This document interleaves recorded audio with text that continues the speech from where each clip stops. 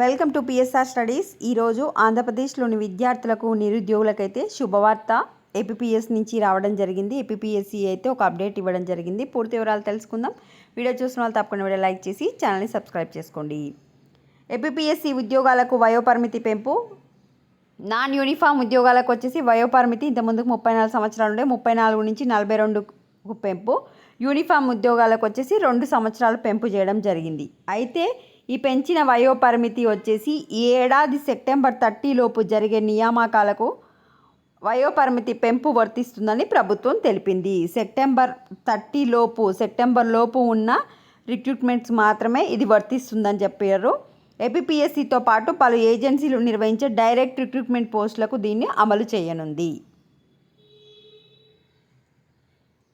ఇక్కడ కూడా మళ్ళీ ఇచ్చారు చూసుకోండి. ఏడాది సెప్టెంబర్ 30వ తేదీలోపు జరిగే పరీక్షలకు ఈ వయోపరిమితి పెంపు వర్తిస్తుందని పేర్కొంది.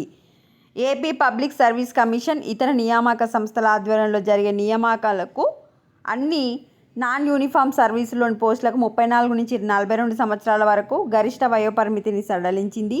ఏడాది సెప్టెంబర్ 30వ తేదీ వరకు ఇది అమల్లో ఉంటుందని ప్రభుత్వం స్పష్టం చేసింది.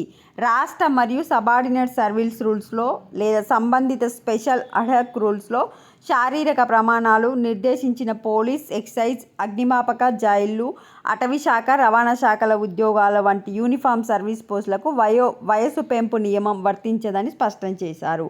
ఈ జాబ్స్కి అయితే వర్తించదంట. వీరందరి 2 ఏళ్ల పాటు గరిష్ట వయోపరిమితిని పెంచారు. ఇది సెప్టెంబర్ వరకే వర్తించనుంది.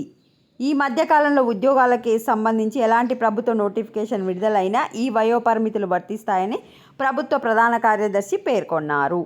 ఇది అప్డేట్. వీడియోని లైక్ చేయండి. Thanks for watching.